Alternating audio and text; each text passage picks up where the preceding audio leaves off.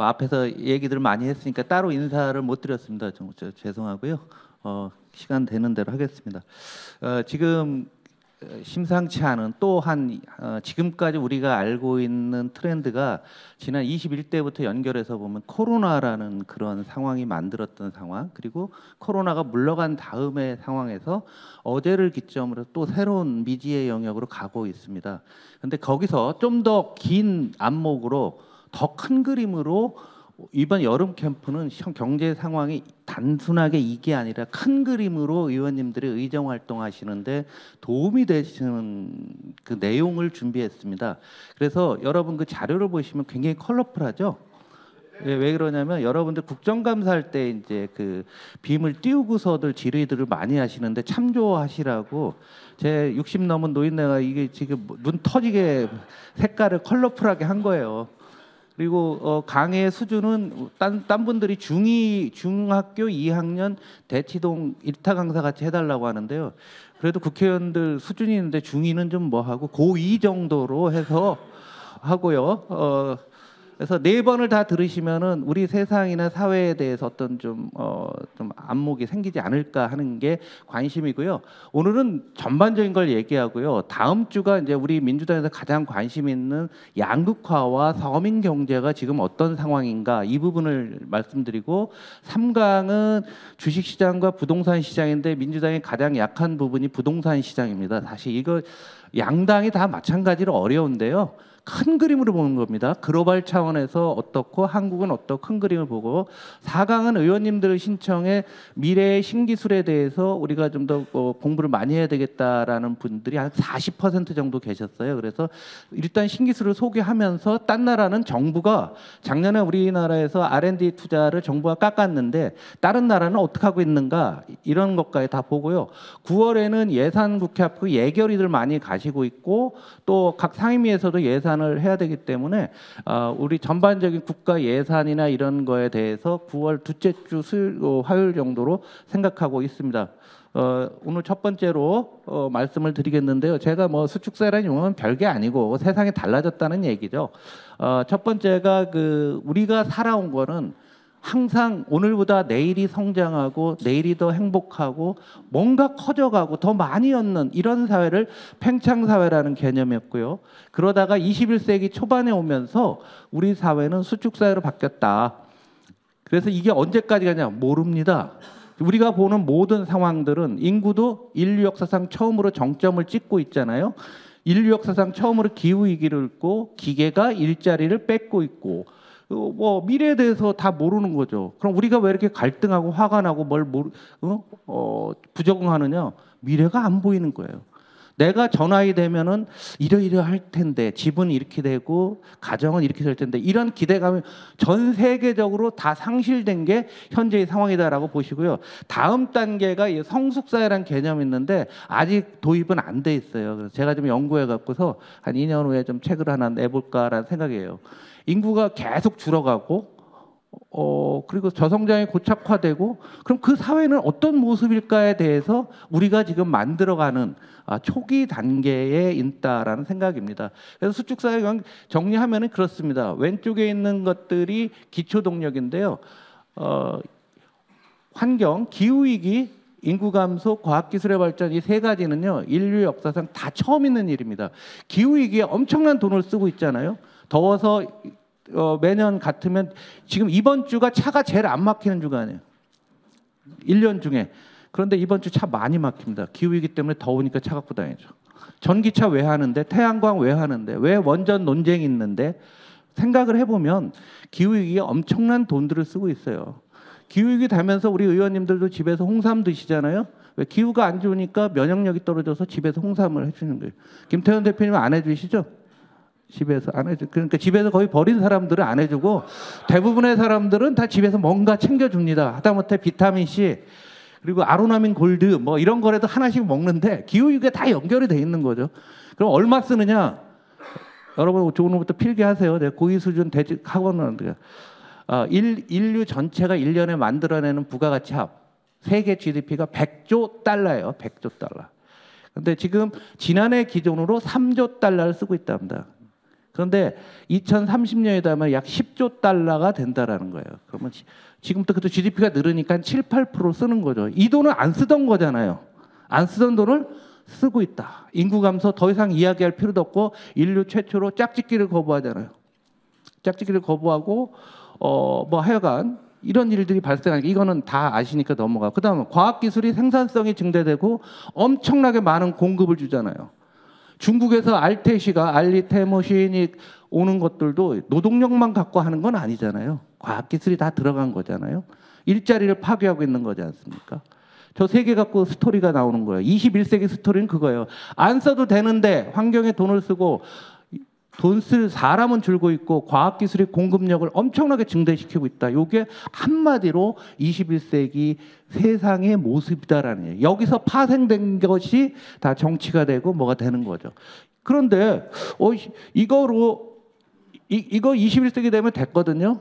그런데 리더들은 이걸 인정을 안 하려고 했고요. 그다음에 전부 단기적인 대응을 했죠. 그러다 보니까 모든 게 공급과잉이에요. 공급과잉 아닌 게 성장 산업이 됐습니다. 다 공급과잉이에요. 뒤에 내 표들이 이걸 설명하는 게 나오는데요. 그리고 또 하나 굉장히 중요한 게 있어요. 인류 역사상 부채가 가장 많습니다.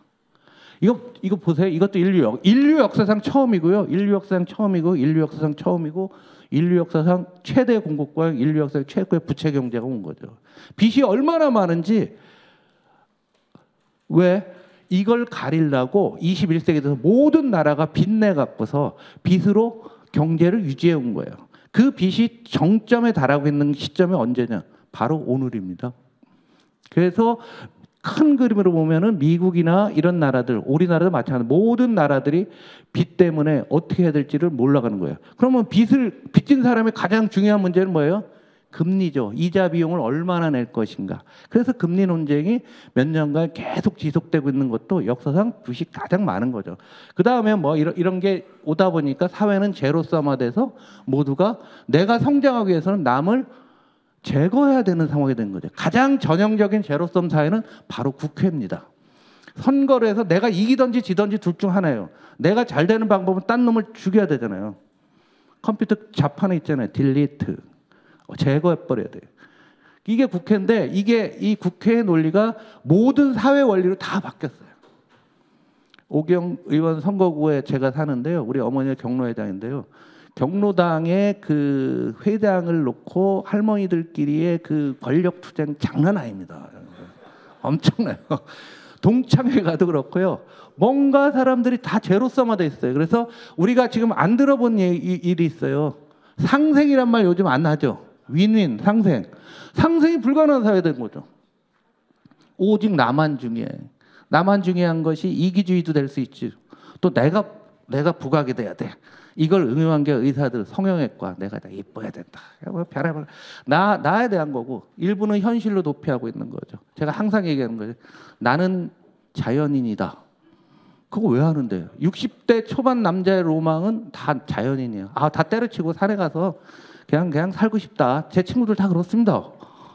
여기 계신 분들도 솔직히 안 그래요? 지금 막 맨날 필버하고 이 한여름에 뭐 대기하러 가고 뭐 당대표 뭐 이 날짜도 안 가르쳐 주잖아요. 시간도 어떻게 될지도 모르고 아유 집에 갔더니 어머니 아버지 또 아프셔갖고서 그냥 한 소리 또 하고 하지. 자식 새끼는 결혼도 안 하고 뭐 돈도 안 벌고 삘삘이 하지. 아이씨 때려치고 싶다. 이 출발이 여기서부터 된 거라니까요. 역으로 해법은 여기에 있는 거예요. 기후위기라든가 저출산이라든가 과학기술이라든가 이런 부분들에 대한 해법이 안 되는 한 안 된다는 얘기죠. 그래서 경제적으로는 서로 싸우고 있고 기득권이 해체되고 있는 거죠. 해체되기 싫은 거예요. 국힘 지지자들이 다 보수라고 하는데 보수는 과거의 것을 지킨다고 하는데 그 기득권이 해체되고 있으니까 얼마나 마음이 불편하겠습니까? 이랬다 저랬다 하는 겁니다. 그 사람들도. 국힘에서 지금 강의 요청이 안 왔는데 제가 가서 요청 오면 제가 해주려고요. 니네 마음이 불편하지 뭐. 니네도 기득권을 갖고 있는데 그 기득권이 해체되는데 이런 것 때문에 해체되는 거예요. 뭐 민주당이 어쩌고 이게 아닌데 하수들이 그런 거죠. 그러면 경제는 저성장, 저투자, 저물가 뭐 이런 것들이 왔던 거죠. 그러다가 코로나가 오면서 이 돌아가는 이 피드백의 속도를 확실히 배가시켜 놓은 게 현재의 상황이다라는 얘기입니다. 이거를 여기 앞에 나와 있는 여기 있는 것들을 그림으로 이렇게 보시면은 굉장히 좀 불편한데, 이제 경제는 계속 이렇게 성장해 왔다. 유로를 놓고 보시면은요, 이게 글로벌 금융위기입니다. 2008년도 9월 16일이에요. 유로가 이 기울기로 가다가 10%나 뚝 떨어진 다음에 새로운 추세선을 쭉 가다가 이번에 코로나 때 또 한 번 떨어졌어요. 그럼 여기서 10% 하락하고 여기 4% 됐다. 그런데 문제는 여기서 옆으로 간다는 거예요. 그럼 추세선이 사라지게 되는 거죠. 저성장 구도라는 거죠. 가장 심각한 나라 영국입니다. 영국의 트러스 총리라는 애가 이때 와갖고서 뭐 잘해보겠다 했다가 40일 만에 쫓겨갔잖아요. 영국을 보시면 더 크죠. 11%, 그 다음에 마이너스 6인데 옆으로 간 거예요. 영국에 가시는 거는 축구 보러 가시는 게 아니라요. 중국의 물가를 보고 영국 경제를 보러 가시는 거예요. 우리나라의 선진국이라요. 토트넘도 왔다 가잖아요. 언론에 별로 나지도 않잖아요. 별거 아니에요. 근데 되게 재밌는 거는 과거에 제국이었던 나라가 다 개판입니다. 영국 대영 제국, 이태리, 로마 제국, 그리스 제국 다 가만히 보세요. 러시아 제국, 일본 또 제국이었잖아요. 제국이었던 나라 중에 아직 성한 나라는 미국밖에 없어요. 뭐 그런 겁니다. 그러니까 이렇게 나빠지니까 이때 금융위기 때, 글로벌 금융위기 때 돈을 GDP에 여기 보시면 미국 10몇 %를 한 방에 써버렸거든요. 모든 나라를 썼음에도 불구하고 기초 체력으로 회복을 못하는 거예요. 유일하게 회복한 나라였어요. 미국은 한때 떨어졌지만 쭉 갔다. 그 이유는 바로 패권과 기축통화를 갖고 있기 때문에. 그럼 중국도 마찬가지로 성장이 어려우니까 미국의 패권과 기축통화를 위안화로 하지 않는 한은 중국도 별 볼 일 없다. 이 패권 전쟁의 기초적인 원인이 되는 겁니다. 제가 아까 저금리라는 부분들이 있었는데요. 이게 200년간 세계 금리예요. 여기 계신 분들은 연식으로 따지면 이게 80년 광주 민주화운동 날 때가 역사상 세계에서 금리가 가장 높았던 시절입니다.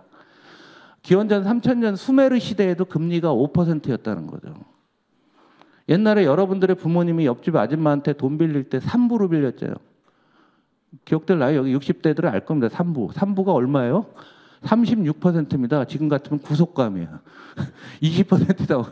여러분 어머니도 구속감이에요. 그때가 이때예요. 그 이후부터 계속 떨어졌어요. 첫 번째 기억하실 것, 이게 기준금리예요. 한국은행이 제시하는 기준금리가 2%를 거의 역사적인 저점을 봅니다. 그런데 여기서 밑으로 내려갔어요. 코로나 때문에 그런 겁니다. 그래서 여러분들이 이번 국정감사가 여러분들의 초선인 경우에 실질적으로 대비전인데요. 정부는 죽어도 코로나 얘기를 안 해요. 잘 한번 보세요. 제가 수도 없이 그 얘기를 했어요. 나는 코로나를 얘기하는 사람은 그래도 믿을 만한 사람이다라 합니다. 정부 사람들 코로나 얘기를 왜 안 하냐면 코로나라는 엄청난 샥이 있었던 거죠. 이때 금리가 마이너스 나온 나라 있었고 우리나라 정기예금 금리가 0.5%였어요. 다 까먹으셨나요? 정기예금을 안 하시는 거예요. 한번 생각을 해봐요. 불과 4년 전에 그런 일이 있었단 말이에요.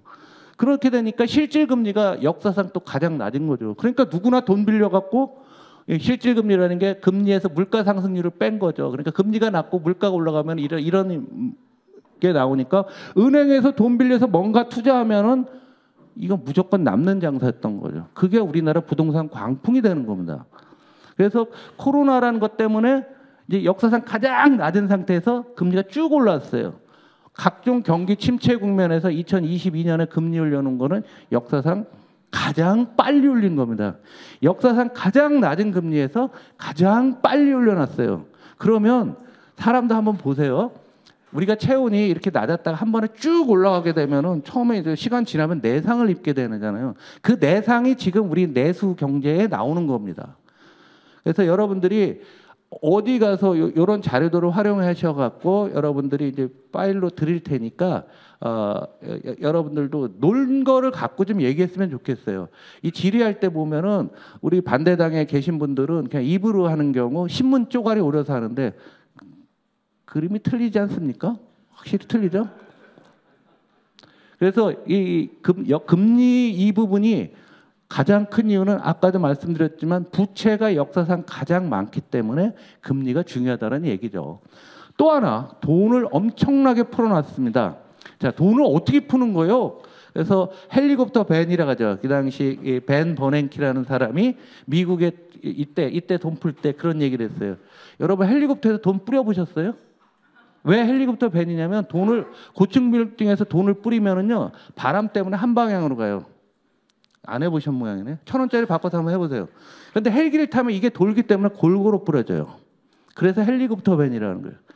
오늘 경제는 민주당은 앞으로 1,000원권으로 여러분들 한 10만 원씩 갖고 와서 더 모아서 한번 국회에서 한번 뿌려보시라고요. 헬리콥터 탔을 때는 전방위로 뿌려지고 그냥 뿌리게 한 방향으로 가죠. 그래서 전방위로 돈을 뿌리는 건데 뿌리는 방법은 뭐냐면 우리나라 사례로 따지면 이거예요. 국민은행이 여러 채권도 있고 뭐 많이 있잖아요. 국민은행이 예를 들어서 채권을 예를 들어 10조 원이 있어요. 그런데 한국은행이 이러는 거예요. 야, 시중에 돈을 뿌려야 되겠으니까 그 채권 나한테 팔을래? 그러면 국민은행이 10조 원을 한국은행에 주는 거예요. 그러면 한국은행은 그럼 돈을 채권 값을 줘야 될 거 아니에요? 그렇죠? 지금 여러분 졸릴 시간 됐어요. 대답을 하세요. 그러면 안 졸리다니까요. 여러분 연식이 이렇게 오래 앉아 있을 수 있는 직업이 아니야. 여러분들은 지금 집중력이 굉장히 산만하신 분들이라 안 된다니까. 그럼 한국은행이 10조 원을 찍어서 다시 준다고요. 예? 주면은 KB는 원래 채권을 해서 이자를 먹고 살다가 현금만 들어온 거잖아요. 그죠? 그럼 한국은행 어떻게 해야 돼요? 현금을 또 대출을 해줘야 될 거 아니에요. 그렇게 돈을 푸는 거예요. 그러면 한국은행 너 돈 어디서 났는데 그냥 그 숫자로 그냥 야 너 줄게 이거예요. 그 돈의 합계가 코로나 때 얼마까지 가면 여기 보시면 30조 달러라는 얘기예요. 조 달러. 여기다 영국을 포함하면 35까지 가요. 35조 달러. 우리나라 돈은 얼마입니까? 4경 5천조 정도. 그런데 그 한국은행이 갖고 있는 이제 KB에서 산 채권이 있는데 이건 시간이 지나면 채권은 만기가 있잖아요. 2년, 3년 만기가 되면은 자동으로 그 채권에서 또 발행한 사람이 갚을 거 아니에요. 한국은행한테. 그러면 회수가 돼서 지금 슬슬 주는 거예요. 여기서 잘 보시면 맨 밑에 게 미국입니다. 미국이 딱 어마어마하게 풀었는데 미국은 스무스하게 줄이고 이게 유럽이에요. 유럽도 미국보다 더 많이 늘려놨다가 그냥 유지하고 있는 거고요. 일본은 경제 사이즈가 훨씬 작은데 어마어마하게 많이 풀고 중국도 풀고요. 영국 넣으면 지금도 이만큼 있는 거예요. 그래서 여러분들과 제가 오늘 만나는데 김밥도 드리는 거예요. 돈을 풀어놨으니까 살 수 있는 거 아니면 여러분들 고추밥 매러 다녀야 돼 지금. 생각을 한번 해보시라고. 우리가 그 시간이 지나가면서 이렇게 되는 거죠. 그러니까 금리가 낮은 상태에서 돈을 이렇게 많이 풀어놓은 이게 우리가 지금 효과고요. 특히 여러분도 눈에 보시다시피 이 코로나라는 엄청난 사건이 이것을 만들어놨던 겁니다.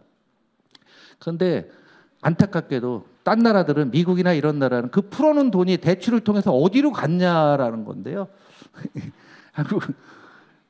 우리나라는 부동산으로 이만큼 갔고요. 산업 현장으로는 거의 안 갔어요. 이게 이제 문제입니다. 이게. 그런데 부동산 이거 보세요. 부동산으로 다 가고요. 쓸데없는 데로만 돈들이 간 거예요. 그러다 보니까 우리나라 지금 경제가 2020년, 21년도에 부동산 광풍의 후유증 때문에 투자도 안 되고 산업 경쟁력 떨어지고 어려운 게 여기서 원인을 찾을 수가 있다는 거예요. 딴 나라 한번 보세요. 국가별 부동산업 대출주의 빨간 게 한국인데요. 한국이 여기 보시면 2013년부터 쭉 높은 고금권이에요. 고금권은 유지하 지금은 떨어지고 있죠. 왜냐하면 분모인 전체 대출 규모가 큰 상태에서 조금 늘으니까 이런 모양이 나오지만 이게 줄은 게 아닙니다. 줄은 게 아니에요. 숫자를 잘 보셔야 돼요. 이러고 다른 나라들 보면 GDP 대비 부동산업 대출 현황을 보시면 딴 나라 15%, 11, 8, 영국 8, 호주인데 우리나라 24%. 정말 무서운 나라고 도대체 왜들 이렇게 투자를 하는지 모르겠어요. 왜들 이렇게 부동산에 집착을 하는데 이거는 또 국토 균형 발전하고도 연결이 됩니다.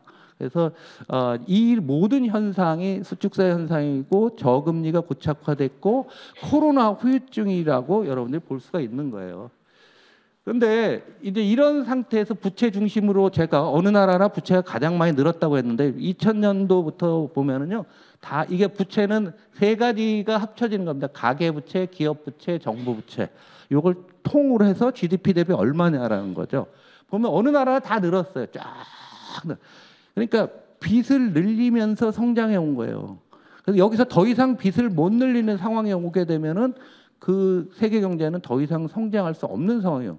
여러분들은 그런데 여기 왜 꺾이지? 요게 산수입니다. 분모가 명목 GDP고 분자가 부채예요. 그런데 물가가 올라갔고 분모가 어마어마하게 커진 거예요. 이따 재정할 때 이거 다시 한번 자세히 말씀드려요. 어마어마하게 커지니까 꺾인 것처럼 보이지만 부채의 총량은 어마어마하게 지금 늘고 있는 거죠. 이것이 한계가 아니냐라고 생각하는 겁니다. 일본은 원래 높았는데 코로나 때문에 더 높아졌고요. 중국은 빠른 속도로 늘고 있고 중국에서는 기업 부채 중심으로 늘고 있어요.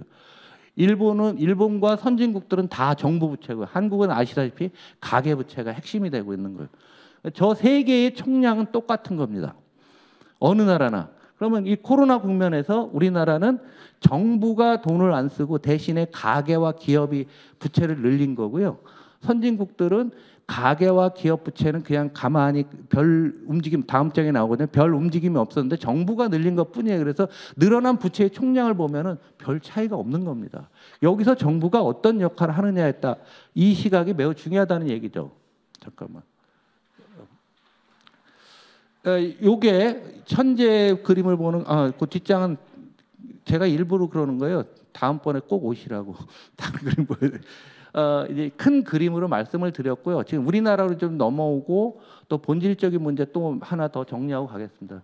우리 이제 경제학과나 뭐 이런 정치학과가 출신들이 아니면 자본주의가 뭔데 아주 그냥 똑부러지게 딱 두 가지예요. 사적 재산권, 내 재산 내 마음대로 처분한다. 두 번째 완전 경쟁.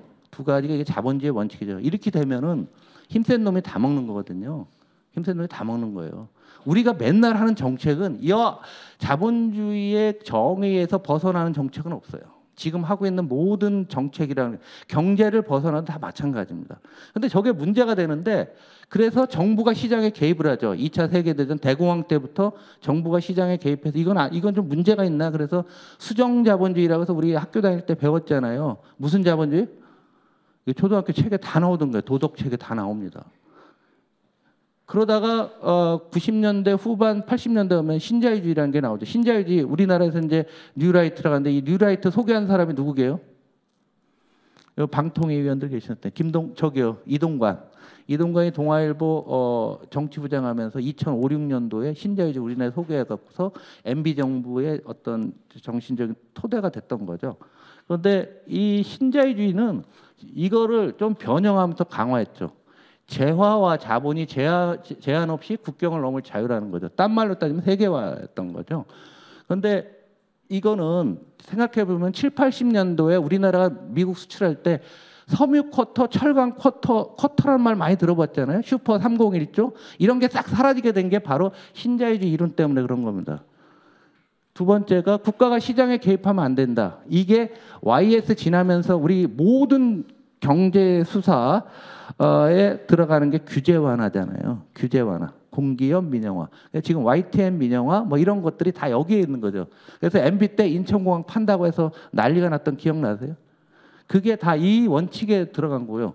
그 다음에 세 번째, 노동운동이 기업 경영에 방해가 돼서는 안 된다. 그러니까 노동을 탄압한다. 바로 여러분들이 어제 한 노란봉투법은 여기에 해당하는 겁니다. 여기. 이게 이 세 가지인데 잘 생각해 보시면 이미 세계화는 끝났죠. 잘 안 되고 있습니다. 어느 나라나 세계화, 미국조차도 세계화를 안 하고 있죠. 그 다음에 국가가 경제에 어마무시하게 개입하고 있죠. 어느 나라나. 뭐 관세를 통해서도 하고 국내로 들어가서도 소득 배분이라든가 이런 거 미국도요. 없는 사람들한테 엄청난 혜택들을 많이 누고 있어요. 그 다음에 노동운동 부분들은 이제 우리나라 문화가 정착이 안 된 거 아닙니까? 그런데 요 부분은 아직 과제긴 하지만 이렇습니다. 그런데 MB가 이런 말했어요. 작년도 5월에요. 재정을 우리가 막 늘리자. 지금 25만 원 같은 거 하자고 할 때 윤비가 SBS 재정 늘리면 고물가로 서민 죽어. 그러고 나서 영국을 갔는데 그때 제가 논평을 어떻게 냈는데 영국 잘 가셨습니다. 영국 가서 영국 국민 다 죽었나 한번 보고 오라고 했어요. 왜? 영국이 물가 제일 많이 올랐으니까. 재정 제일 많이 쓰고 GDP의 30%를 썼어요. 코로나 때. 우리나라 5% 6% 쓰는데 영국은 30%를 썼다고요. 그렇습니까? 당연히 고물가, 물가 맞아요. 근데 죽었나 한번 가서 보라고 했어요. 여기 써 있잖아요. 재정 늘리면 서민 죽는다. 언론들도 공부 좀 하셔야 되고 오늘 기자분들 많이 오셨는데 이게 굉장히 중요한 얘기예요. 이데올로기로. 그러다 보니까 요즘 많은 책들이 새로운 시각의 책들이 많이 나와요. 여러분들을 위해서 제가 다 읽어서 이 강의 오면은 심간을 또 요약 총정리하면은 딱 이거예요. 이 모든 원죄는 이것 때문에 양극화다. 양극화, 불평등 뭐 이런 거다. 이것이 모든 것의 중심이 됐고 또 하나 중요한 개념이 자유민주주의라고 우리가 흔히 쓰고 보수에 썼는데 이거 둘이는 이제 양립 불가능하다는 거예요. 자유는 저걸 얘기하는데 저걸 얘기하다 보면은 민주주의가 될 수가 없다라는 게 요즘에 어떤 세계적인 석학들이 하는 얘기고요. 그러다 보니까 이것이 정치적으로는 포퓰리즘과 사회 갈등이 오고 자본주의와 민주주의의 동시 위기가 온다는 거예요. 바로 지난주에 나서 8월 1일 민생지원금 투자할 때 추경호 원내대표는 이날 최고위원회에서 13조 원의 현금을 살펴하면 물가와 금리는 더 불안해지고 민생 고통은 더욱 가중될 것이다. 이런 민주당의 논평 여기에서 한 줄도 안 나왔는데 이거 똑같은 얘기잖아요. 근데 13조 원이면 얼마냐? 우리나라 GDP가 2,400조 되는 나라에서 13조 원 푼다고 무슨 물가가 올라요? 내수가 1,050조예요. 몇 조요? 적었어요? 이수정은 좀 적으시라고 그런 거예요. 저거 1,050조예요. 상품 판매, 물건 판매하는 거 있죠? 440조밖에 안 돼요. 그걸 알테시가 뭐 들어와서 지금 몇 조 먹어 갖고 있는 겁니다. 이런 숫자 감각이 여러분들이 평상시 외워야 될 거 제가 지금 불러드리는 거니까 국감이나 상임위 질의할 때 여러분들 숫자를 많이 내시는 게 굉장히 좋다. 이건 말도 안 되는 얘기를 이렇게 하는 거죠. 그러니까 쑥스러운지 그냥 꼬랑지를 내리고 있어. 이 신자유주의라는 게 노동운동이나 뭐 하나만 여러분들 보시면 이게 코로나 때인데요. 일자리가 어떻게 됐냐는데 미국이요. 코로나 기억나시죠? 2002년 2월에서 4월인데 2월 마지막 주에서 4월 둘째 주 그때 총선 21대 총선 그 기간 중입니다. 그 기간 중에 여러분이 안 보셨지만 딴 나라들 일자리 조금씩 다 줄고 빨간 게 한국에 좀 줄었는데 미국 보실래요? 불과 50일 사이에 2,500만 개의 일자리가 줄었습니다. 제가 이걸 오늘 왜 갖고 왔냐면 노란봉투법 통과될 거로 봐서 한 거예요. 그러니까 노동 문제, 우리가 고용의 유연성이라고 했는데 이 고용의 유연성 있는 나라가 이게 그러면 여기서 2,500만 명은 어떻게 되겠어요? 이 사람이 줄으니까 미국이 그 다음에 또 연락에 돈 풀어갖고서 다시 이거 회복시키는데 몇 년이 걸립니까 여기까지? 그 2, 3년 동안 이 사람들은 굶어 죽었을 수가 있는 거죠. 더 큰 문제가 있을 수가 있는 거죠. 그래서 고용의 유연성이라고 했을 때 우리가 여러분들이 이념 제가 이게 낡은 철학적인 얘기를 하는 이유가 숫자로 나와 있는데 우리나라 언론은 단 한 줄도 이런 거 안 쓰잖아요. 안 쓰고 있지 않습니까? 우리 한번 제대로 보자 얘기예요. 숫자 이렇게 나와 있는데 어디서 무슨 고용의 유연성이 뭐니 따져요? 그러니까 이런 부분에 대해서 이 경제 철학이 지금 흔들려가고 있고 서로 다른 얘기를 하고 있는 거야. 그럼 국힘 사람들은 이런 데이터를 못 보니까 고용 유연하면 좋지 뭐. 뭐 그런 거예요. 그냥 별 생각 없이 하는 거예요. 그러나 민주당은 이렇잖아. 2,500만 개 나갔다고 하면 여러분들이 국감 스타가 되십니다. 그래서 이런 책들이 굉장히 많이 나오더라고요. 그래서 오늘 보니까 오기영 의원 이거 읽고 있대. 읽을 거 없어. 아까 그 자료 하나요. 그냥 뭐 시간을 국회의원 바쁜데 500페이지짜리를 다 어떻게 읽으려고. 내가 다 읽어서 결론 딱 한 장 냈잖아. 뭐 이런 거.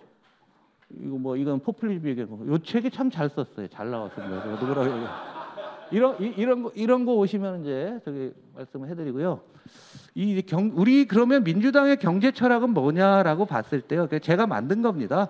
사무엘슨의 행복 방정식이라는 게 있어요. 요겁니다. 이 사람은 소비를 많이 늘릴 때 행복하고 욕망, 탐욕을 줄이면은 행복해진다는 얘기죠. 그렇지 않겠어요? 많은 것을 성취하고 갖게 되면은 분자가 커지면 행복도 올라가죠? 이거 2학년 2학기, 초등학교 2학년 2학기 산수책에 나오는 얘기예요. 자, 분자가 커지면 행복이 올라가요, 떨어져요? 자, 분모가 작아지면 이거 어려워. 3학년 돼야 돼. 분모가 작아지면 행복해져요, 안 행복해져요? 또 딴소리 하시는 분이 있는데 욕망을 통제하자라는 거죠. 여기 그리고 딴 사람과 비교 안 하면 돼요. 그래서 여기 저기 남성분들은 집에 가서 사모님한테 요걸 보여줬어. 요거 하지 마. 요거 하지 마. 이런 행복해진다. 요거를 민주당의 경제 정책으로 싹 옮겨 놓으면은 우리 사회 경제 정책으로 옮겨 놓으면 여기가 이제 위에 자유, 성장하는 거 많이 이거 같잖아요. 성취하고 효율성 많이 얻어야 되니까 뭐 4차 산업혁명 보험 뭐 이런 것들이 전부 다 윗단에 해당되고요. 욕망에 해당되는 게 뭐 소확행, 지속, ESG, 미니멀, 평등 분배 효과, 사회적 자본 뭐 이런 것들인 거죠. 이거를 우리가 지금까지 전 세계 성장은 분자 중심의 성장을 해왔던 거예요. 분자 중심의. 근데 이거 갖고 안 되는 거죠. 지금 이제 분모도 함께 좀 줄여줘야 되겠다. 분모를 우리가 좀 활성화해야 되겠다는 거죠.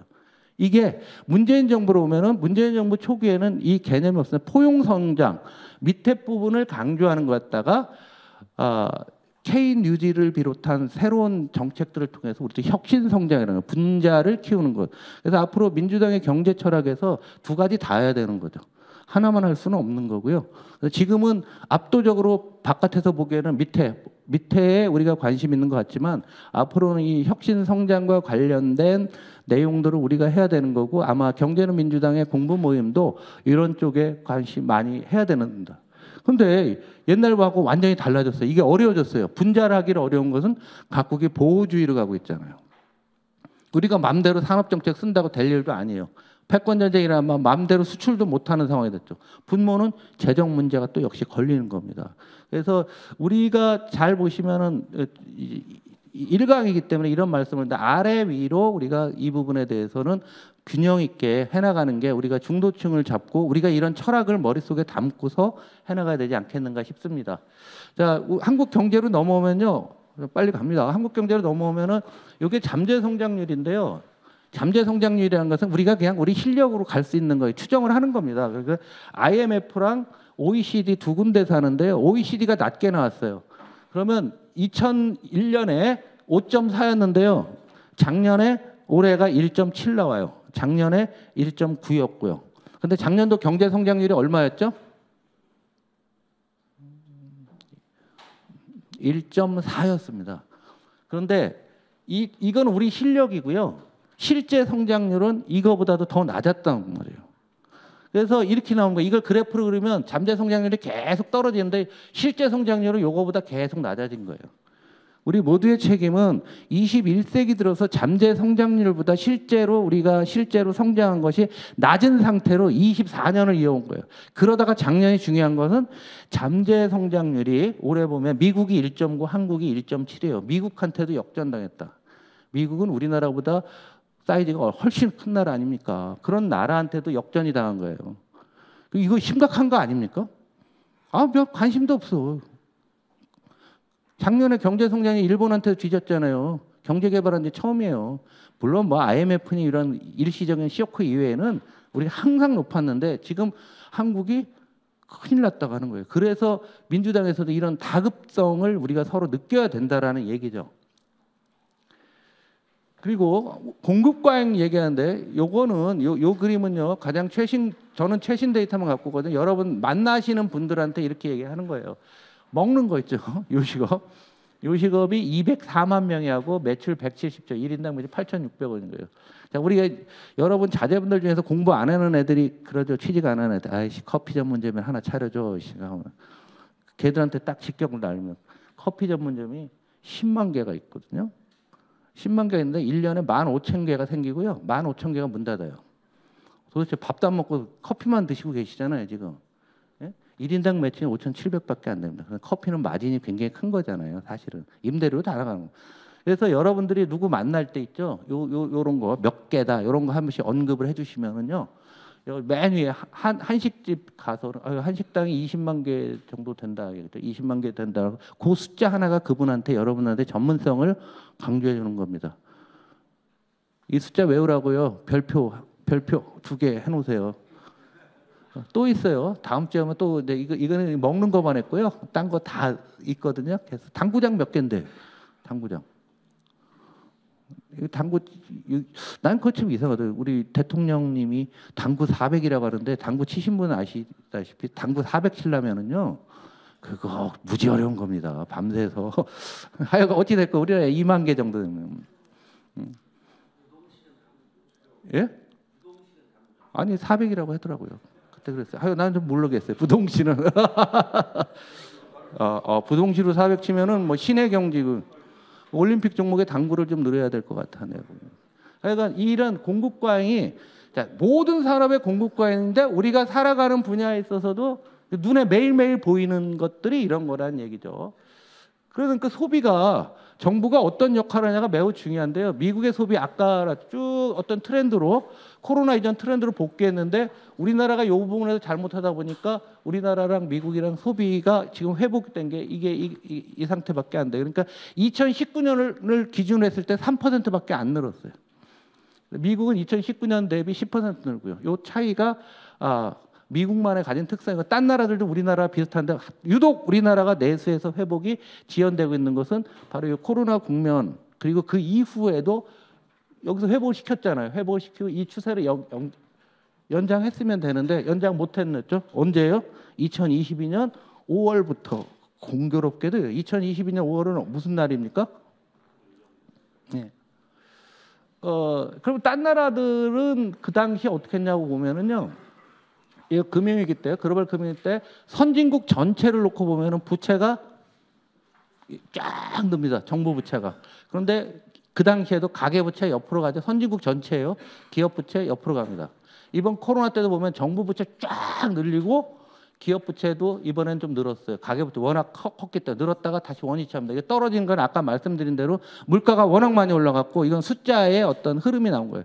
영국이요. GDP 대비 정부 부채가 100%에서 2021년에 130이 갔다가 지금 95가 됐어요. 그럼 야 영국 좋아졌네. 빚 다 갚았네. 웃기는 소리 하고 있는 거예요. 분모에서 물가가 3년간 연 10%씩 올랐거든요. 영국 가면 햄버거 하나 가격이요 2만 원 정도씩 해요. 그러니까 어제 신문에 나오잖아요. 그러니까 역 트렌드로 맥도날드에서 5달러짜리 햄버거 세트가 나온 거예요. 미국도요.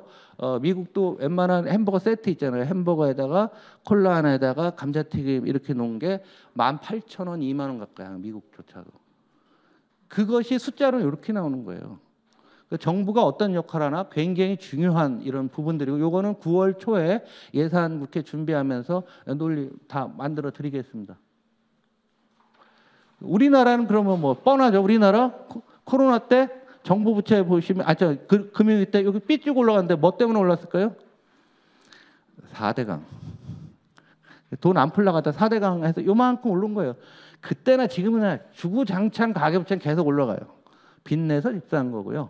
기업 부채는 이 당시에 기업들이 위기가 많았기 때문에 쭉 올라가서 옆으로 가는 거고요. 이번 코로나 위기 때도 보시면은 늘어난 거 별로 없습니다. 우리나라 한 게 없다라는 얘기죠.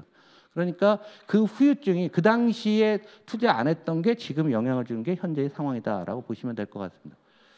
그리고 이제 우리나라 이제 구조적 문제를 말씀을 드리는데 산업 구조에서 큰 문제가 있어요. 아무도 이런 얘기를 안 하고 있는데요. 지난 20년간 우리나라 수출이나 산업의 중심은 소재, 산업재, IT, 자동차예요. 네 개 영역군인데요. 여기 이제 매출 비중인데요. 소재 중에서도 정유랑 화학은 이제 끝났습니다. 왜냐하면 중동 애들이 원유로 수출하다가 지금은 중간재로 바꿔서 수출하고 있고요. 그다음에 중국이 엄청난 증설을 해놨거든요. 그러니까 이 석유화학 산업은 이미 구조조정에 들어갔고요. 철강은 미국이 이제 보호무역의 선봉에 이제 나와 있습니다. 그래서 철강이 굉장히 어려운 상황으로 지금 가고 있어요. 산업재 중에서 기계 우리나라 경쟁력 없고요. 조선만 있어요. 조선. 그다음에 건설은 수출하는 거 아니죠. 운송 별수 없죠. 이것의 매출이 한 40%인데 이게 거의 다 구조조정 들어갔고요. IT는 워낙 변동성이 심하죠. 자동차는 지금 일시적으로 좋아지고 있어요. 현대차가 SUV 모델을 전 세계적으로 특히 미국 수출을 굉장히 많이 늘렸고 그다음에 인도에서 많이 나오면서 했는데 이게 6월까지의 버전이고요. 7월부터 매출이 현대차가 줄고 있습니다. 자, 미국 경제가 어려워진다고 주식시장이 저 난리를 치고 있는 상황에서 그럼 이 사람들이 우리나라 현대차 살까? 싼 맛에 샀다가 요즘 어려워지고 있는 거죠. 어려워지니까 우리 요거 있고요. 그럼 기타가 좀 느려야 돼요. 이게 소비재 산업이라든가 이런 거. 이거는 아직도 전체 매출은 요게 일자리와 관련됩니다. 일자리와 관련. 그래서 굉장히 문제가 많다라는 얘기고요. 이익으로 놓고 보면 IT에 따라서 들쑥달쑥 하는 거예요. 정부가 얼마나 바보짓을 하고 했습니까? 작년에 법인세 깎아줄 때요. 법인세 깎아줄 때 뭐 했는데 삼성전자가요. 1년에 세금 많이 내는 해는 13조 막 이렇게 나 12, 13조씩 내요. 하이닉스가 5조 납니다. 올해 반도체 값 떨어지는 게 눈에 보이잖아요. 그럼 삼성전자가 지금 똔똔이란 말이에요. 똔똔 세금 안 냈잖아요. 그래서 세수 안 들어오고 눈에 보이잖아요.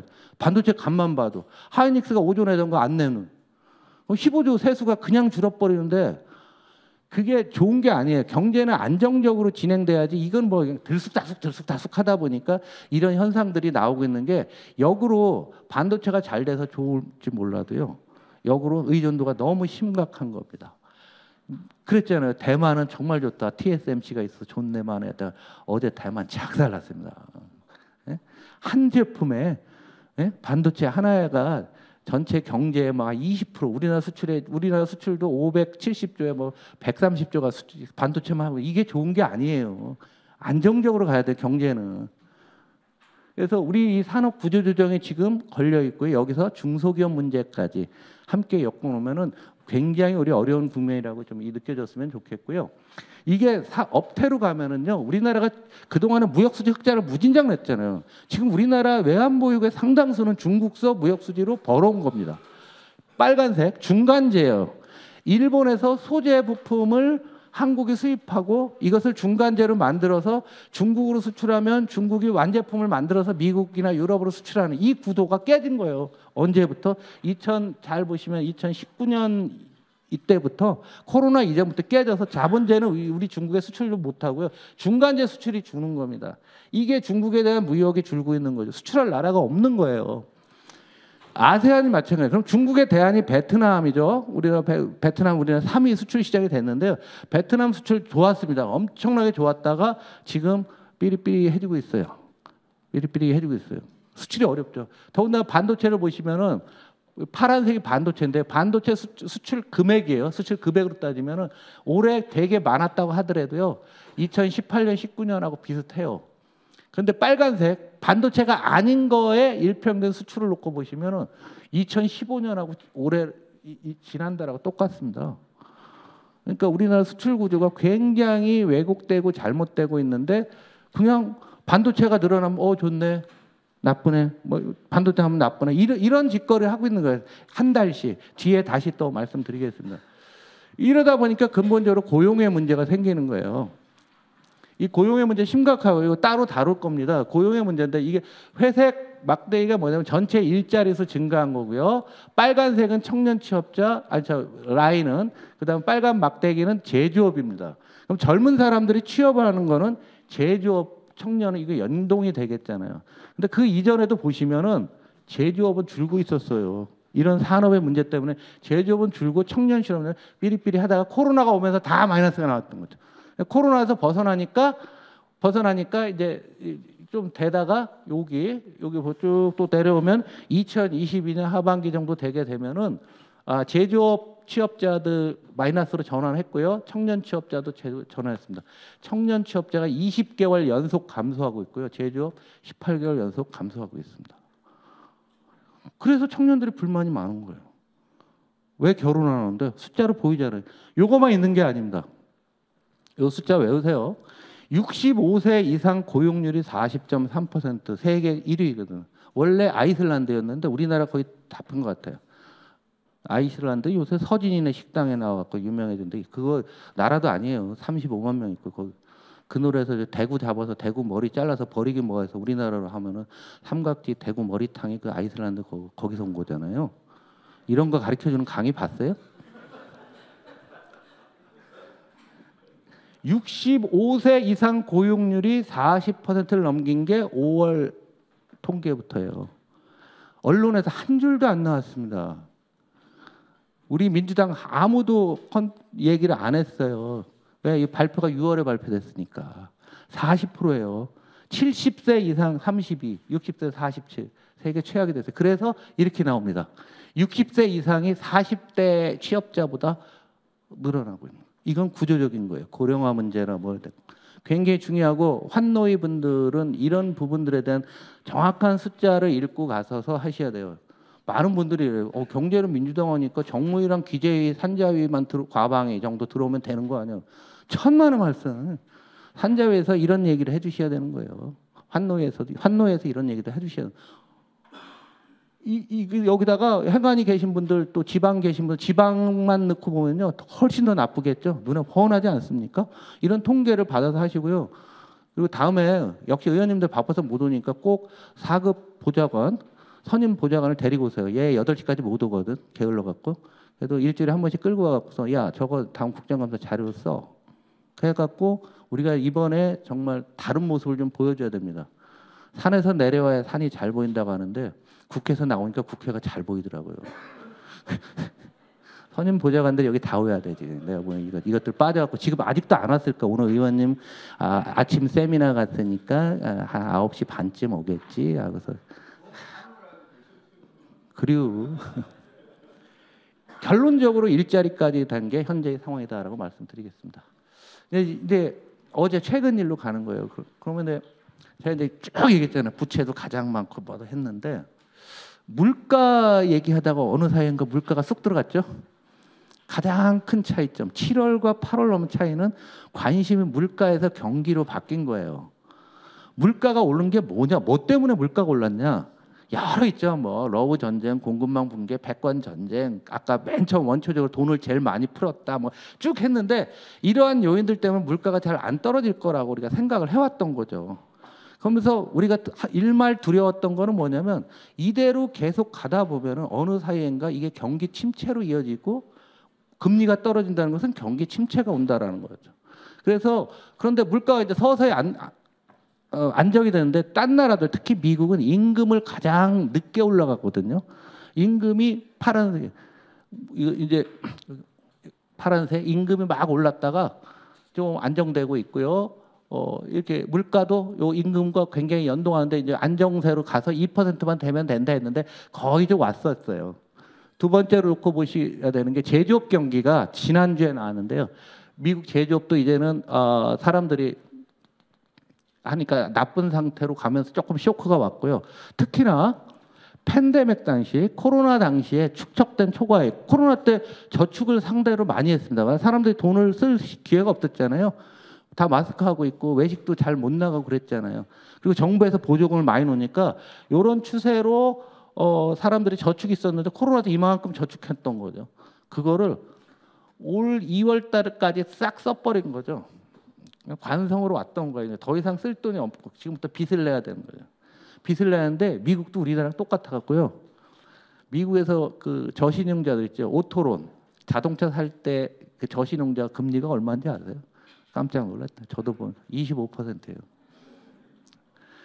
우리나라 여러분들은 국회의원님이 저기 은행 가서 대출 금리 해달라고 하면 여러분들 3% 4% 줄지 몰라도 일반인들 대부분 15% 넘습니다.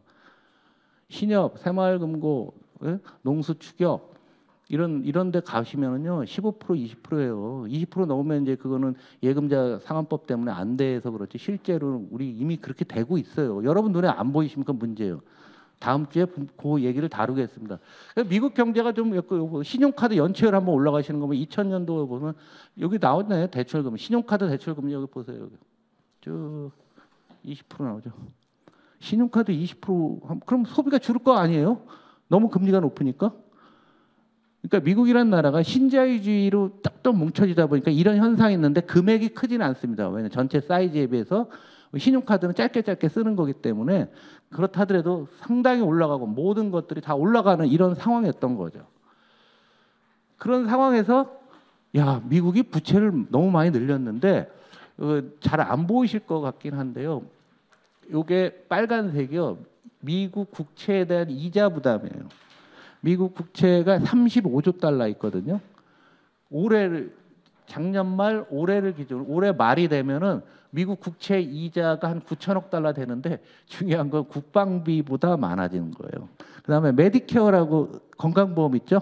미국에서 어려우신 분들 건강보험 금액, 국방비, 국채 이자가 똑같은데 문제는 현재의 금리 상태가 유지되다 보면 이게 더 올라간다는 얘기죠.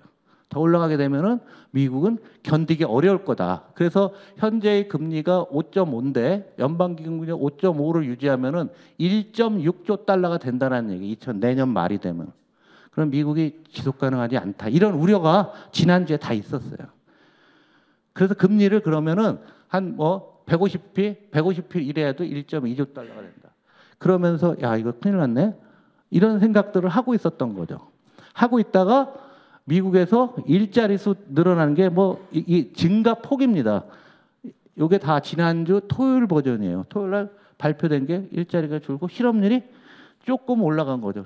아, 이제 끝났네. 딴 말로 얘기하면 코로나 파티가 끝난 거예요. 자, 2020년에 역사상 가장 금리를 낮게 갔고 역사상 돈을 가장 많이 풀었고 역사상 전 세계 모든 국가가 재정을 방출해서 경기를 살려놓은 거죠. 그래서 진통제를 쫙 센 걸 맞은 거예요. 맞다가 2022년, 23년 이렇게 넘어가면서 더 이상 진통제를 안 놓기 시작한 거죠. 안 놓고 버티고 오면서 우리가 꿈결처럼 생각했는데 그 사이에 물가가 많이 올라서 고금리를 유지했었는데 물가도 안 오르네. 보시다시피 경기는 침체될 것 같네. 이런 생각들을 갖게 되면서 일거의 사람들의 마음이 바뀌게 된 거죠. 여기에다가 또 중요한 게 뭐냐면 우리 주식시장만 보고 있지만 딴 것 여러 가지 보여야 되는데요. 일본의 금리가 조금 올렸어요. 0.25로. 일본은 95년부터 30년째 금리가 없다라고 보시면 돼요. 그래서 일본 경제가 어느 정도 안정이 되면 외국인 투자가들은 일본 가서 돈을 빌립니다. 그럼 이자를 0.5나 거의 제로 금리에 가까울 정도로 이자를 빌리는 거예요. 그러면 변수가 하나 남아요. 환율 변수가 남는 거죠. 그래서 엔화가 약세가 되면은 엔화가 여러분들 100엔 정도 갔던 느낌들이 평균적으로 갖고 계시죠. 1달러당 100엔. 우리나라 따지면 100원당 1000원. 이 정도가 우리 여러분들 기본 생각 아니에요? 그런데 엔화가 100엔 가던 게 160엔까지 가요. 그럼 돈 빌리는 사람 입장은 130원에 빌렸다. 이 사람은 이자는 없는 거라고 생각하고 130원에 빌렸다가 갚을 때 150원에 갚으면은요. 어떤 결과가 나면 달러로 그걸 바꿔서 바로 달러를 했어요. 그러면 예를 들어서 1억 불을 내가 130원에 빌렸는데 150원 돼서 갚을 때 되면 1억 불을 갚는 게 아니라 8,500만 불만 갚으면 돼요. 그럼 1,500만 불 남는 거예요. 그게 뭐라고 합니까? 엔캐리 트레이드는 일본 돈을 빌려서 한 게 이게 어마어마하게 많았던 거죠. 그러다가 일본이 금리를 올리고 160엔이 되니까 일본은 정책 목표가 뭐냐면요. 물가 올리는 게 정책 목표였습니다. 별 이상한 나라죠. 30년간 수축 사회를 겪다 보니까 얘네는 물가 올리는 게 정책 목표예요. 말도 안 되지만 일본은 그럴 수밖에 없어요. 디프레이션이라는 것 그렇게 위험한 겁니다. 그래서 진짜로 물가 오르는데 일본 국민 입장에서 1달러에 100엔 할 때랑 160엔 하면은요. 수입 물가가 60% 올라가는 거 아니에요? 단순하게. 그만큼은 안 올라요. 사실은 절반 정도 올라가는데 물가가 막 올라가면서 사람들이 못 살겠다 이런 상황이 된 거죠. 그러니까 더 올라가기도 어렵고 그래서 160엔대에서 한순간에 142엔까지 한 방에 되는 거예요. 그러면 돈을 빌린 사람 160엔을 빌린 사람은 이미 이제 손실이 나기 시작하는 거잖아요. 손실이 나기. 일본에서 돈 빌려서 우리나라 주식 사고 파생도 사고 부동산도 사고 미국 가서 뭐 사고 했는데 일거에 갚아야 되는 거예요. 그 금액이 다는 아니겠지만 걔네들이 청산할 거라고 생각이 드니까 딴 사람들이 지레 겁먹고 미리 팔아버리는 게 어제장에 나타나는 현상이라는 거죠. 여기다가 또 하나 중요한 게 우리가 이제 시세를 좀 볼까요? 미국 나스닥인데요. 여기가 2023년 작년 초부터 이렇게 올라갔던 게 어젯밤 걸 못하는 요만큼 떨어졌고요. 일본 니케이는요. 여기서 3만 여기까지 떨어졌어요. 그러니까 이만큼 1년 반 올라간 거 4일 만에 다 떨어졌습니다. 일본. 우리나라 떨어진 건 1도 아니에요. 제가 금융시장에 88년부터 있었는데 어제가 가장 패닉이었던 것 같아요. 그래서 기분이 되게 찜찜해갖고 결국 할 수 없어서 또 내수 부양을 위해서 삼겹살에 소주 한잔 했습니다. 제가 먹고 싶어서 하는 게 아니라 내수 부양 때문에 불가피하게 하는 거니까. 이게 떨어졌고요. 한국의 코스피는 많이 떨어진 것 같죠. 여기 왔죠. 2,400선 요 정도 왔죠. 요 정도면은 합리적인 선이에요. 그러나 전체 세계의 흐름상에서는 한국도 뭐 별 수가 없다라는 얘기죠. 여기 저항할 수도 없고 예전 같으면 정부가 부양책 내라는데 오늘 아침 신문에 한 번도 안 나왔죠. 그 내일 상황이 아니에요. 엔캐리 트레이드 우리 정부가 뭘 할 수가 있는데 할 게 아무것도 없어요. 국민연금 주식 좀 더 사는 거 이외에는. 그리고 시간이 필요합니다. 모든 포지션들은 이렇게 샀어요. 전 세계에서 엔화는 약세고 달러는 강세고 미국 경제만 좋고 AI가 주도할 것이고 딴 나라들은 그렇게 나쁘지는 않을 것 같다. 요게 세상을 앞으로 한 1, 2년을 바라보는 잣대였는데 그게 싹 사라져 버린 거예요. 이번 주말을 겪으면서. 이번 주말에 정신없이 골프 치실 분이 있죠. 세상이 바뀌고 있는데 공이 맞아요, 이게? 공이 맞아요? 굉장히 중요한 일이라고. 이 판이 그러면 새로운 판을 짜야 되잖아요.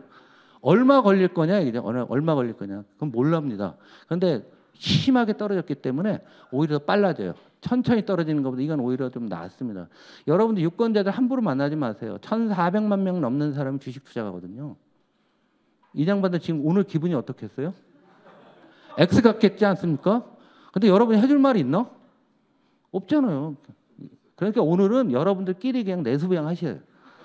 여러분들끼리 괜히 만나서 뭐 금투세 이런 거 아무 의미도 없어. 이게 금투세를 중요한 게 지금 뭐 한국이 싫어서 서학개미야 미국 갔다 더 작살 났거든. 한국 사람 제일 많이 산 엔비디아 보면요. 엔비디아가 이런 겁니다. 엔비디아 지금 여기까지 떨어졌어요. 어젯밤가는 6% 더 떨어졌는데 그런데 뭐 AI가 어떠니 지금은 그런 거 있잖아요. 소나기는 피해야 돼. 가만히 모여갖고서 내수부양에 주력하시는 거예요. 구글도 여기서 이만큼 더 떨어졌고요. 우리 하이닉스가 이번에 제일 많이 떨어져서 어제 또 한 6% 이만큼 여기까지 왔어요. 한 1년치 다 까먹었고요.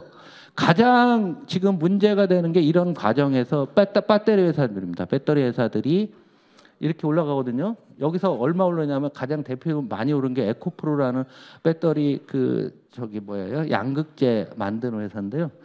여기서 여기까지 몇 배 올랐냐면은 150배 올랐습니다. 코로나 때 기준 최저점에서. 제가 그 당시부터 이 종목에 관심이 있었는데 21대 출마 안 했으면 제가 한 100억은 벌었을 것 같아요. 이 종목 샀으면. 근데 여기 보시면은 30만 7천 원이죠. 이게 이 액면 분할해서 그렇고요. 실제는 150만 원이에요. 만 원이 150만 원 된 거예요. 곱하기 5로 액면을 이제 5분의 1로 나눠서. 그리고 30만 원인데 어제 기준으로 10만 원이 깨졌죠. 3분의 1. 지금 굉장히 중요한 순간입니다. 근데 여기서 엔비디아가 막강한 괴물 칩이라는 걸 개발해 갖고서 이제 막 AI가 완전히 된다고 했다가 또 공교롭게도 그저께 주말에 야 우리 칩이 불량이 좀 있는 것 같다, 문제가 있는 것 같다. 또 이렇게 나오니까 환상이 깨지는 거예요. 그러면 지금은 2000년대 루슨 테크놀로지나 IT 붐 때 기억나실 거예요. 인터넷 붐 때. 그때는 100배 올랐다가 원위치하고 부도나버렸잖아요. 지금 그거냐 아니냐가 중요한데요. 지금은 그렇지 않습니다. 그 당시에는 돈을 못 벌고 다 적자 나는 회사였는데요. 이런 회사들이 안정을 먼저 찾아줘야지만 우리나라도 안정이 되는데 다 돈을 잘 벌어요. 엔비디아 돈을 엄청나게 벌고 있고요. 우리 삼성전자 돈 많이 벌잖아요. 네? 하루에 어제 만 원이 떨어진다고 하루에 10몇 % 떨어지는데 이익이 그렇지 않거든요. 그래서 요거는 시간의 함수니까 그러니까 조금 더 지켜보시는데 지금 말씀드린 대로 포지션들 미래에 대한 전망이 바뀌니까 들쑥 하는 이런 모습들이 나올 거로 보고 있습니다. 요거는 이제 미국 경제가 주는 거고요. 한국의 이제 경제는 이중 경제라고 제가 용어를 하고 있는데요. 이중 경제는 뭐냐면 수출형 대기업들하고 내수하고 완전히 분리가 됐다라는 거죠. 그 트렌드는 이렇습니다. 금리가 올라가니까 이자 부담이 많고 내수 경기도 안 좋죠. 그러니까 이건 내수를 얘기하는 거예요. 내수는 그러니까 사람들이 구매력이 떨어지게 되고 소비가 감소하게 되죠. 소비가 감소하게 되고 투자가 감소하니까 생산이 감소하니까 고용이 줄어들고 그래서 꽝꽝꽝 터진 게 내수의 짧은 문제예요. 구조적으로는 더 근본적인 문제들이 있죠. 그러나 지금 겪고 있는 한 2년간의 트렌드는 이거고 그러면 여기서 한번 부러지는 게 언제냐라고 하는데 정부도 바보는 아닙니다. 많은 조치들을 내고 있어요. 작은 진통제를 계속 넣은 거예요. 그러니까 지금 예를 들면은 타이레놀을 코로나 때 우리가 열알을 막 먹었다가 그러다가 끊었죠. 끊었다가 이게 어려워지니까 정부가 타이레놀 하나씩 주거든. 근데 내성이 생기면 안 되는 거예요. 안 되다 보니까 이런 현상들이 오는 거죠. 올 추석 때 한번 보세요. 여기서부터 시작하는 겁니다. 추석 때 그 이제 농촌에 자식들이 서울서 내려가잖아요. 내려갈 때 이번엔 기차 타고 안 갈 겁니다. 차를 가져가요. 왜 가져가냐면 그 농산물 싣고 오려고 부모님 거. 삥 뜯어오는 거죠. 삥 뜯어 부모님께서. 그런 다음에 다른 형제들 가는데 안 가는 애들이 있을 거예요. 집에 남은 애들이 있을 거예요. 걔는 뭐냐면 엄마 나 빚이 많거든. 좀 여윳돈 이번 고추 농사 진 거 있으면은 500만 원만 줘. 그래서 형제들끼리 그 고향에 왔다가 안 올라가는 사람이 있으면 그냥 문제가 있는 거다. 이런 거 가르쳐주는 강의 봤어요? 우리가 웃어 넘기지만 이러한 것들이 우리 생활 속에 다 들어가 있는 거라는 얘기죠. 여기서부터 시작. 이런 트렌드로 가는. 그리고 정부도 작은 부양책들을 계속 내고는 있지만 시간이 지나면 지날수록 그 빚의 이자를 내던 사람들은 점점 더 어려워지는 상황이 되고 있다라고 정리를 할 수가 있어요. 그러면 그건 더 중대한 조치가 필요한. 우리가 지금 25만 원을 내서 뭐 한다는데 제가 보기에는 대단히 외람스러우나 25만 원 갖고 택도 없는 일입니다. 택도 안 돼요. 좀 솔직할 필요가 있어요. 그래서 별 지지를 안 받습니다. 이거 여론조사 해보면 제가 보면 50% 안 나올 거예요. 이건 구조적인 문제잖아요. 이 트렌드에서. 그거를 25만 원 한다고? 일본은요 30년간 9번인가 줬을 걸 아마? 9번을 줘봐. 아무 소용없어요. 일본 사람은 어느 정도까지 오냐면요 상품권을 주잖아요. 그러면 동사무소 받아요. 상품권을 받아갖고 그냥 우리나라 돈으로 이제 100만 원, 10만 원 정도 주면 그러면 동사무소 앞에 항상 뭐가 있냐면 요만한 저 옛날 시골 가면 그거 있죠. 라이터 가게. 명동에 보면 그건 뭐라고 합니까? 일본 말로? 낙가마라고 합니다. 예, 그러면 이제 거기서 나오잖아요. 10만 원짜리를 가져와서 여기서 9만 원에 DC래요. 그런 다음에 무이자 예금에 넣어버려요. 그럼 그 예금 갖고서 은행은 뭐 하냐면 일본 되지도 않은 국채를 사버려요. 이거 30년 한 거예요. 우리 어르신들한테 25만 원 줘서 과연 소비를 할까? 젊은 사람은 직업 있는 사람은 쓰겠죠. 저도 백수가 되다 보니까 돈 쓰는 게 상당히 두려워요. 물론 내수비용을 쓰긴 써야 되겠지만은 이런 것들이 우리 생활 패턴을 다 바꿔가고 있는 거예요. 그러니까 이게 고착화된다는 게 굉장히 문제라는 거죠. 뭐 이러니까 정부는 가만히 있었던 게 아니에요. 잘 보시다시피 이 상황에서 집값이 떨어지면 큰일 나거든요. 요게 빨간색인데 저기 가계 대출인데요. 얘들이 정말 경제정책 이런 식으로 하면 안 돼요. 기재위, 정무위 정말 잘 판단하셔야 되는 게 집값이 떨어질만 하면 돈 풀고 돈 풀어요. 돈 풀어놨다가 또 올라가면 또 큰일 났네 하고서 또 걷어들이고 지난달까지는 돈 신나게 풀었어요. 지난 7월 달에 이만큼 늘었잖아요. 이거 보세요. 올해 4, 5, 6 총선도 있고 하니까 막 풀어난 거야. 또 집값 막 움직이니까 다시 걷어들입니다. 그리고 금리를 또 올리고 무슨 정책을 이런 식으로 합니까? 늘렸다 줄였다를 분기별로 바꾸는 게 어딨어. 금리 정책을 한 2, 3년 놓고 해야 되는데 그런데 이게 현재는 약간 약발을 맥혔는데요. 이번 사태 이후에 어떤 결과가 올지는 좀 보여야 될 것 같아요. 그래서 강남 집값도 2주 후에 집값 말씀드릴 때 또 하겠지만 요거를 늘리고 있고 노란색 중소기업 지속적으로 늘리고 있고 우리 양극화 다 보이는 겁니다. 신용이야 뭐 다 마이너스 갚는 거고요. 그 다음에 이제 우리 하부가 내수고 상부 쪽이 수출 쪽인데 우리나라 이제 수출 증가율 지난달에 뭐 최고니 7월 수출 나오는데 요 보세요. 574억 수출 중에서 반도체가 112억, 50%나 늘었습니다. 그런데 이 통계를 잘 봐야 돼요. 날짜가 중요합니다. 수출하는. 7월 달에 조업일수가 많았거든요. 일평균 수출액을 보면 2011년에 22억 달러였는데요. 지금 뭐 23억 달러밖에 안 돼요. 10년간 하나도 안 늘었어요. 하루 평균에.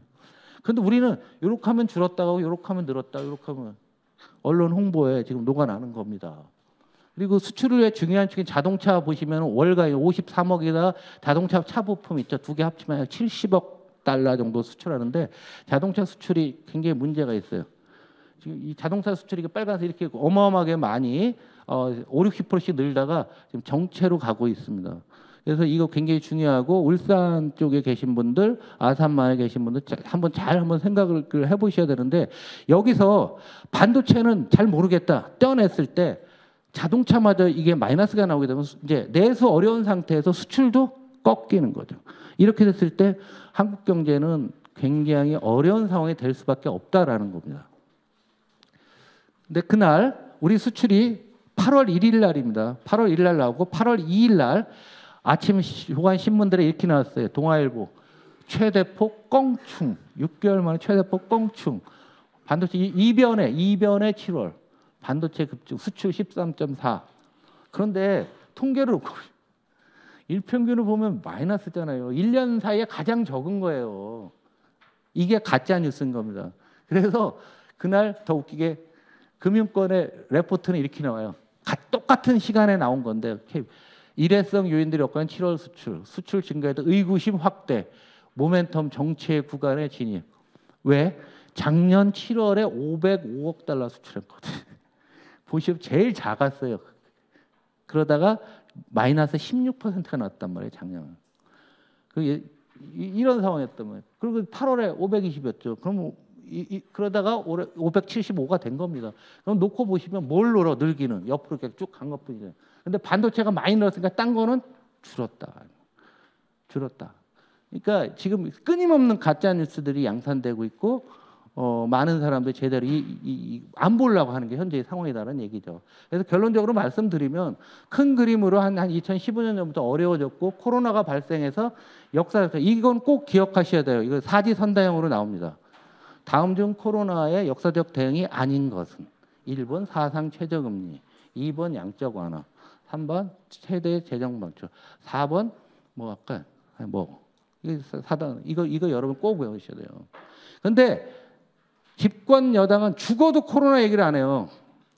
코로나 때문에 어마어마한 이런 일이 생겨서 우리가 살아났지만 여기서 코로나 후유증이 있고 패권 전쟁, 4차 산업혁명이 있고 러우 전쟁 이런 것들 때문에 경기가 꺾이고 나서 다시 어려워지니까 딴 나라들이 부양책 넣고 미국 경제 IT 투자들 넣으면서 회복이 됐는데 위쪽 상위 대기업이나 이런 데들은 그런 데로 가고 그다음에 서민 경제는 이렇게 추락하고 있어서 중간에 있는 경제 성장률이 여기 있는 거예요. 올해 성장률 전망이 2.1이었는데요. 1분기에 이게 좋아갖고 2.5 정도로 지금 5.6으로 늘려놨거든요. 난처해졌습니다. 이제는 분명히 하향해야 돼요. 경제 성장률 전망을 분기별로 그렇게 바꿔대서 이러지 않다. 한국은행까지도 막 같은 편이니까 얘기가 되겠죠. 그런데 어제 현상은 이게 옆으로 가는 게 아니라 꺾이겠네라는 생각이 드는 거예요. 이거랑 이걸 하면 전체가 꺾일 수밖에 없는 거죠. 이거는 다음 달에 또 업데이트해서 말씀드리겠습니다. 제 강의는 뭐 전반적으로 이렇게 오늘 첫 강의는 말씀을 드리고요.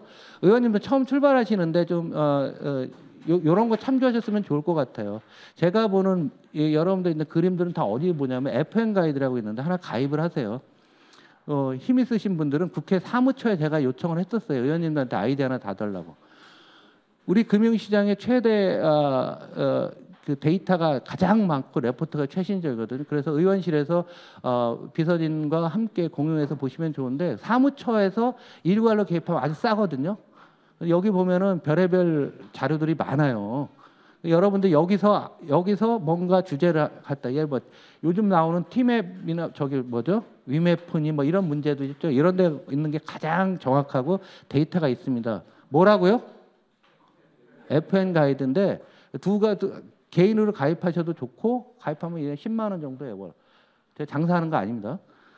그게 아니라 국회 사무처에서 여야를 같이 줘도 되는데 우리 당만 보여야 되잖아요. 또 그럴 수 없으니까 여러분들 계속 공부하시고 이거는 아침에 요새 슬로우 뉴스라고 요즘 뜨는 적인데요. 메일링 서비스로 봤는데 정치도 나오지만 여기서 나오는 데이터들이 아주 좋은 데이터들이 잘 나옵니다. 슬로우 뉴스라고 미디어 오늘 이정환 대표가 하던 건데 요즘 웬만한 선수들은 출근하면서 7시에 와요. 딱 보면 아침 조간신문 사설까지 다 정리가 해서 나오거든요. 그리고 데이터가 사회 데이터 중심으로 상당히 많이 나옵니다. 여기서 나온 데이터 다음 주에도 계속 보여드릴 텐데 좋은 데이터가 있어요. 지금 여러분들은 처음으로 지금 국정감사를 통해서 여러분들 데뷔전을 치러야 되는데 대충 신문 쪼가리 오려서 하지 마시고 이런 데서 받아서 여러분들이 하시면 좋겠다라고 제가 말씀을 드리고요. 그다음에 여러분들이 하는 일들은 꼭 좀 정리를 해주시기 바랍니다. 큰 그림 속에서 하고 큰 그림 속에서 민주당이 이러이러한 일을 했고 정부는 이러이러한 일을 했고 나는 이러이러한 일을 했다고 해서 스토리로 엮어가서 여러분들을 마케팅하는 게 굉장히 중요해요. 그래서 예를 들면 소상공인들과 관련된 거와 관련해서 민주당이 내놨던 이런 쭉 노는 거 이런 것들 속에서 나는 뭐 했다라는 것을 여러분들이 지역에서 홍보할 때나 일회성을 하지 마시고 요걸 계속 업데이트 해나가시는 게 좋은 좀 버릇이 되지 않을까 그래서 제가 팁으로 드리고요. 마지막으로 여러분들 이제 사회생활 많이 하시니까 자기를 테스트해 보는 거예요. 여기 되게 많죠. 여기 개저씨도 많고 꼰대들 많은데 스스로 여러분들이 다 테스트를 한번 꼭 해보시고요. 요거는 잘라갖고요. 여러분 지역에서 그 연세 좀 드신 어르신들 오시고 좀 약간 마음에 안 드시는 분한테 이거 한번 해보세요. 재밌네요. 하면 너 개저씨란 얘기야 좀.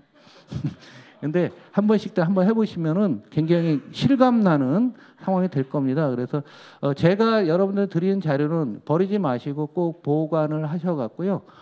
쓰시기 위해서 요런 자료들을 드리니까 좀 해주셨으면 좋겠습니다. 하여간 오늘 첫날인데요. 좀 긴 시간 동안 진행이 됐고요.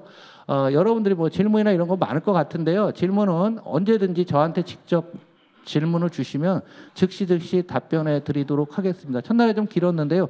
오늘 여기서 마치시고 혹시라도 질문 있으신 분들은 앞에 나와서 그냥 따로 하는 게 좋지 않을까라는 생각입니다. 마치겠습니다. 감사합니다. 질문 없죠? 끝내겠습니다.